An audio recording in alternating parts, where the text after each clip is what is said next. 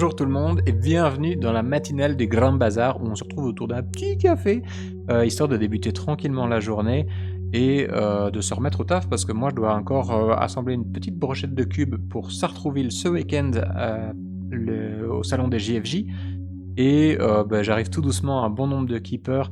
Donc voilà, je vais m'y remettre, j'essaie de monter 12 cubes par jour et du coup je devrais arriver avec une bonne petite palette de keepers. Donc ça va défoncer, j'ai vraiment hâte d'y être.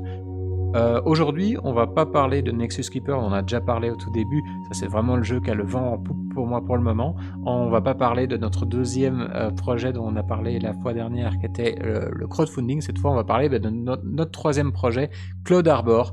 Et là, on va parler un petit peu du jeu qui galère un petit peu plus. On enchaîne un petit peu les problèmes avec celui-là. Mais voilà, c'est intéressant aussi, hein, parce que c'est grâce à cet univers, donc à l'univers de Warband, qu'on a vraiment tout appris. En fait, il y a 5 ans, comme sur cette chaîne, le but c'est vraiment de documenter la création d'une entreprise de jeu depuis le début. On a commencé il y a 5 ans avec une seule figurine, avec Warband. Ouh, c'est un peu cramé là la lumière. C'est pas grave, c'est comme ça. Il fait beau aujourd'hui, voilà, tant mieux. J'avais vraiment fait le projet qui me plaît, sans aucune considération au niveau vraiment marketing, au niveau faisabilité matérielle. L'idée c'est de faire le jeu auquel j'avais envie de jouer et d'apprendre en fait, d'apprendre le métier parce que j'avais envie de faire un jeu mais j'y connaissais rien. J'étais pas game designer, j'étais pas producteur de figurines, donc j'avais aucune expérience. Donc voilà, je me suis lancé, peut-être pousser un petit peu la lampe comme ça. Hop là, est-ce que c'est pas un tout petit peu mieux? Peut-être. Et du coup, voilà, j'ai fait aucune concession sur le game design, sur le matériel, j'ai fait le jeu qui me plaisait. Et surprise aux grandes surprises, c'est pas forcément une bonne idée, et forcément après quelques années, Warman a commencé à mouliner un petit peu, les ventes ont commencé à chuter, parce que tout le monde avait déjà sa bande, en fait, n'avait plus d'intérêt à acheter de nouveautés, et quand je devais sortir une nouvelle figurine, ça me coûtait un demi-bras, et j'avais pas de rentrée derrière. Donc Warband devait s'arrêter pour raisons financières, mais j'avais quand même beaucoup appris pendant ces quelques années, et on avait une gamme de figurines. Donc je me suis dit, je vais simplement embrayer sur un nouveau jeu dans le même univers, comme ça on peut réutiliser les mêmes figurines, et on va redonner un petit élan comme ça. Mais malheureusement, je me suis embarqué dans les mêmes problématiques. C'est que, en fait, je suis revenu instinctivement, je suis revenu dans le même genre de mécanique, et j'allais en fait fabriquer le même type de produit, c'est-à-dire un jeu d'escarmouche avec à nouveau, on n'a pas besoin beaucoup de figurines. En fait, voilà, je pense que la grosse problématique, c'est que le milieu indépendant de l'escarmouche, de la figurine francophone, c'est la plus petite niche du monde. Et du coup, il n'y a pas vraiment moyen de s'en sortir financièrement. C'est juste pas viable. Je pense, hein, il y en a d'autres qui pourront très bien s'en sortir, parce que si vous avez une grosse commu, un youtubeur qui vous suit, des choses comme ça peut vraiment décoller. Mais des jeux d'escarmouche qui en vivent vraiment, je pense qu'il y a que TGCM qui en vit complètement. Bon, maintenant il y a moi, mais c'est grâce à Nexus Keeper, c'est pas grâce à Warband ou Cloud Arbor. Mais je pense qu'il y a que Nexus Keeper qui peut Nexus Keeper, il y a que TGCM qui peut vraiment en vivre. Et franchement, pour les croiser tout le temps sur les salons, je sais pas comment ils font, parce qu'ils ils font une trentaine de salons par jour, c'est des acharnés. Donc au niveau santé, au niveau fatigue, ils ont intérêt à avoir ils doivent avoir une ténacité de ouf en tout cas, parce que moi je pourrais pas le faire. En tout cas, moi je fais 4-5 salons par an et c'est bon, j'en peux plus. Donc vraiment chapeau à eux. Mais du coup, pour moi, c'est pas viable, et je me suis réembarqué dans plus ou moins, en fait, avec Cloud Arbor. J'ai amélioré l'immersivité du jeu, donc c'est un jeu plus narratif, plus immersif, mais par contre au niveau commercial, c'est exactement la même proposition, le même genre de proposition que Warband, donc j'allais à nouveau droit dans le mur. Ensuite j'ai été rejoint par Fred du Culte d'Idées, qui m'a rejoint dans l'équipe et qui devait faire vraiment la com du jeu.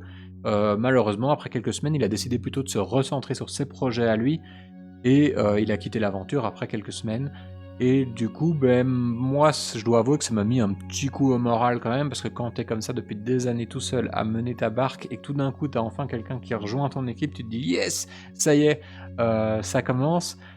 Et ensuite, tu te retrouves à nouveau tout seul. Donc moi, ça m'a mis un petit coup, une petite clé de bras au moral.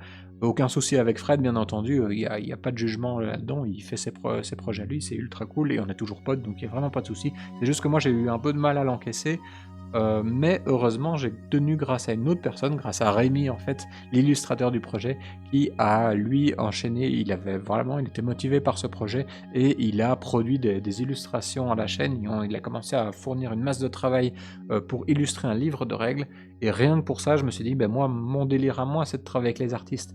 Donc quand j'ai un artiste comme ça qui donne tout, ben j'ai vraiment pas envie de lui dire bon ben mec on s'arrête, ça va pas marcher. Donc voilà, ça m'a remis de la motivation et petit à petit j'ai retrouvé du plaisir dans le travail de game design.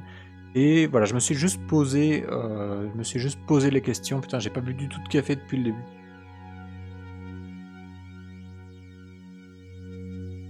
Ah, il va vite être froid celui-là. Bah, c'est pas grave, comme ça la vidéo, on va se tenir à une, à une, à un timing un peu plus cool. Et du coup, voilà, porté par l'enthousiasme de Rémi, j'avais envie de continuer ce projet, mais je me suis dit, ok, il faut quand même se reposer les bonnes questions. Et je peux pas faire juste un nouveau jeu d'escarmouche où les gens ils vont acheter 3 figurines et puis basta.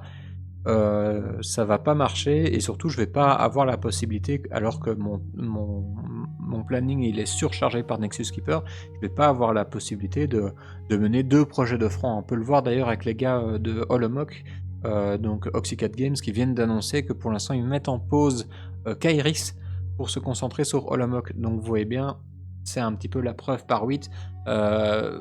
Pourquoi je dis 8 en plus à chaque fois? À chaque fois on se fout de ma gueule à cause de mon accent belge, et quand je dis la preuve par, je me lance dans ce chiffre-là. En tout cas, c'est la preuve que c'est pas possible de mener plusieurs projets de front alors qu'on a déjà une, euh, une, une base client qui est extrêmement fine pour notre niche.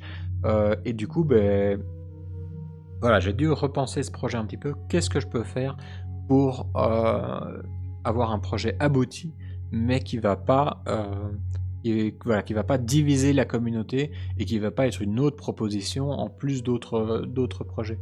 Et mon idée, ça va être de partir sur un système de campagne. Donc moi, bien sûr, ça va me donner plus de taf. Cloud Arbor, il est quasiment fini, il y a quelques peaufinages à faire parce que passer un système de campagne, ça veut dire faire 2-3 ajustements d'un point de vue règle. Mais par contre, une fois que ce sera fait, ce que ça va permettre, c'est beaucoup plus d'indépendance au niveau des joueurs. Les joueurs n'auront plus besoin de moi pour mener un peu la communauté, pour faire des tournois et des choses comme ça, parce que moi, de toute façon, c'est pas mon kiff de faire des tournois, donc je peux pas le faire. Et voilà, ils seront vraiment indépendants, et c'est un jeu qui va plus s'adresser à une petite bande de potes dans leur garage, qui va pouvoir mener leur petite campagne à leur rythme, et qui n'auront pas besoin de moi et qui n'auront pas besoin d'un youtubeur pour les torcher, pour leur apprendre à rester motivés. C'est vraiment être torcher n'importe quoi. Ça va vraiment être un truc, voilà, qui est ceux dont ça va être le délire. Ils vont avoir besoin de personne, ils vont pouvoir se faire un petit kiff en se disant on se lance une petite campagne Cloud Arbor. Et en plus, même le système est prévu pour que vous puissiez le faire en solo, c'est-à-dire vous pouvez vous lancer votre petite, on va l'expliquer dans un instant, mais votre petite campagne perso, et puis quand vous croisez d'autres joueurs de Cloud Arbor, ils vont s'intégrer pendant un instant dans votre campagne, et puis chacun peut passer son chemin et continuer leur campagne indépendamment de leur côté. Donc l'objectif matériel ne devient plus d'être, je dois plus faire des plateaux, enfin je vais quand même essayer de faire des plateaux qu'on peut produire en STL ou que je vais pouvoir proposer à l'impression, mais ça va plus être une priorité. La priorité, ça va juste vraiment être un gros bouquin de règles avec du lore, avec le corpus de règles et avec un gros système de campagne. Donc c'est un taf vraiment assez conséquent, d'autant que moi c'est pas ma spécialité les campagnes, mais voilà, je commence à avoir plein d'idées quand même. Et une fois que ça c'est fait, ce bouquin de règles, il va vous permettre de pouvoir jouer, peu importe qu'il y ait une continuité de gamme ou qu'il y ait une grosse communauté quelque part. Ça va vraiment être, ça va s'adresser vraiment aux purs indés qui ont envie de se faire un kiff. En quoi va consister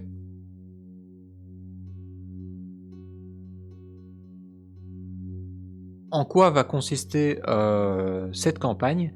Elle va consister en fait, c'est une sorte de Mordheim-like, donc beaucoup de gens connaissent le jeu Mordheim, mais si vous connaissez pas, c'est un jeu où on peut construire sa bande et où vous allez accumuler des blessures, où vos personnages vont monter de niveau, ce genre de choses. Mais en plus, sur le côté, vous allez avoir une gestion de base. En fait, vous allez gérer un quartier de Cloud Harbor, et ce quartier, il a besoin d'énergie, il a besoin de matériel pour réparer sa structure, il a de la population qui va arriver et demander asile, et puis parfois qui va peut-être se casser si ça pue un peu la merde. Et voilà, plein de choses un peu à gérer, avec un système un peu simpliste. En fait, ça ressemble un petit peu si vous connaissez le jeu vidéo Frostpunk, c'est un peu le même délire. Vous avez une petite cité à gérer, en plus de votre bande d'aventuriers. Et l'idée un petit peu de ce système de campagne, c'est que contrairement à Mordheim où vous pouvez jouer indéfiniment avec une bande qui va devenir complètement craquée, c'est que là, il y a une façon de perdre la campagne et il y a une façon de gagner la campagne.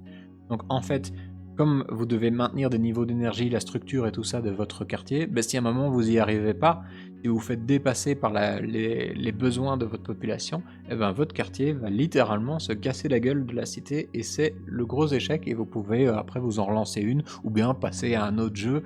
Donc vraiment, ça, je voulais qu'il y ait une finalité aussi pour que vous puissiez vous dire ok, je me lance dans Cloud Harbor, mais voilà, si le quartier se pète la gueule, voilà, je me lancerai, je me lance dans un nouveau jeu. Vraiment de pouvoir se faire un petit kiff sur le teco.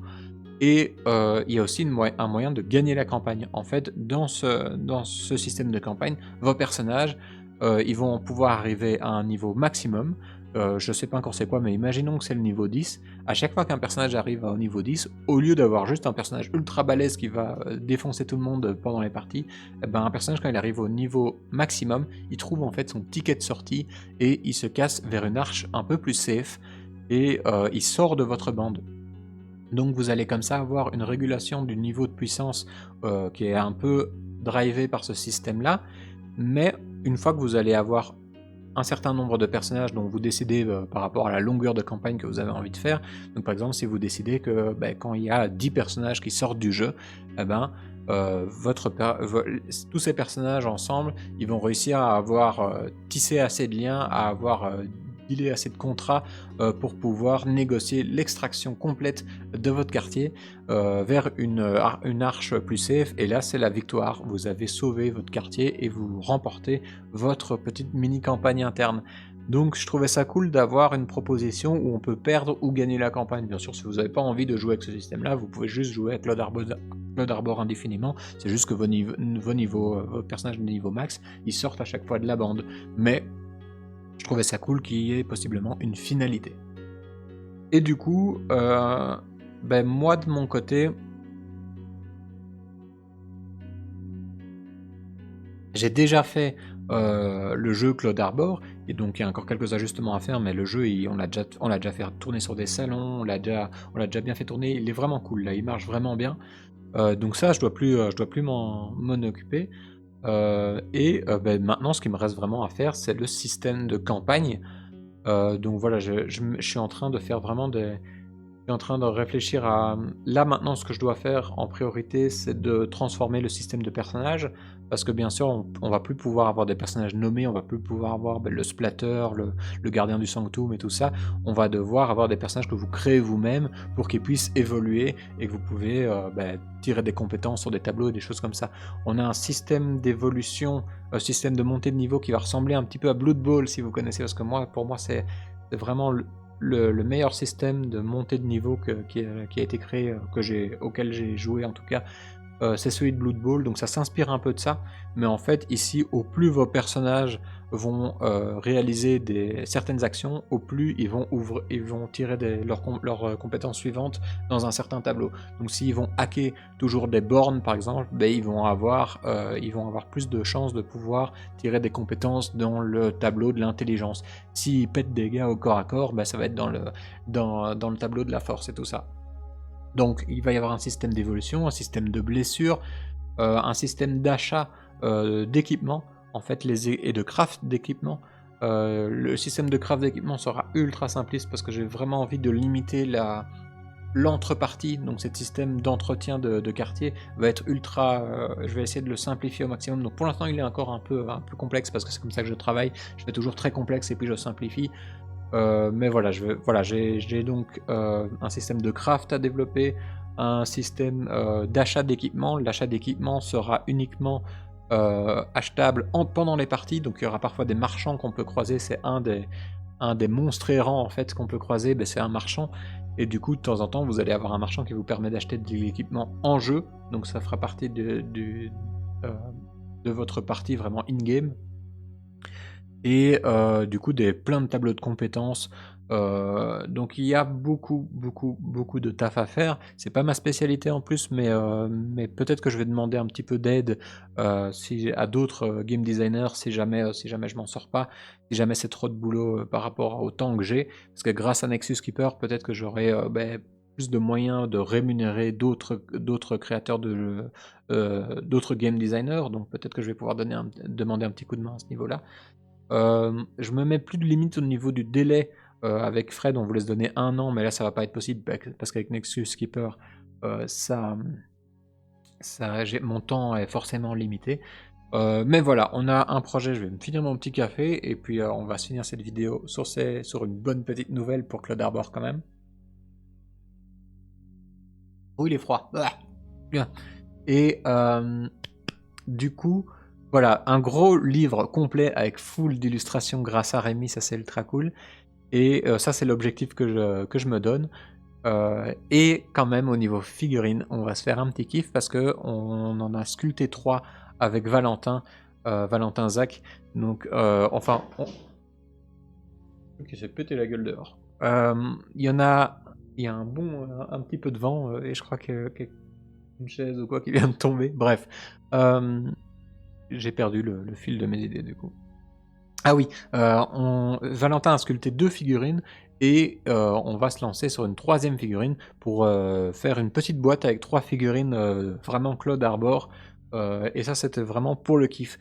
Cloud Arbor c'est maintenant un jeu agnostique, vous pouvez jouer avec ce que vous voulez, mais moi mon kiff ça reste de produire des figurines qui déchirent. Et croyez-moi que celle-là elle défonce vraiment. Donc voilà, j'espère pouvoir sortir ça peut-être avril-mai. Parce que là il vient de finir la 2e et je sais pas s'il est disponible pour faire la prochaine tout de suite. Mais donc voilà, un gros bouquin avec un système de campagne. Cloud Arbor enchaîne un peu les difficultés parce que c'est pas évident de mener ce genre de projet tout seul. Mais une fois qu'on aura ce livre en place, il aura vraiment plus besoin de moi. Vous allez pouvoir mener vos petites campagnes quand vous le voulez, et de temps en temps on se fait un petit kiff et on sort comme ça des petites boîtes de 3-4 figurines.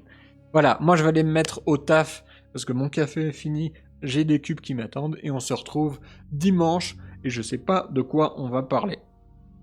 On verra bien. Moi dimanche, bon j'enregistre la vidéo demain, mais dimanche je serai au JFJ, donc et aussi je vais préenregistrer plusieurs vidéos de suite parce que j'en reparlerai à la prochaine. On se retrouve dimanche. Allez, ciao ciao!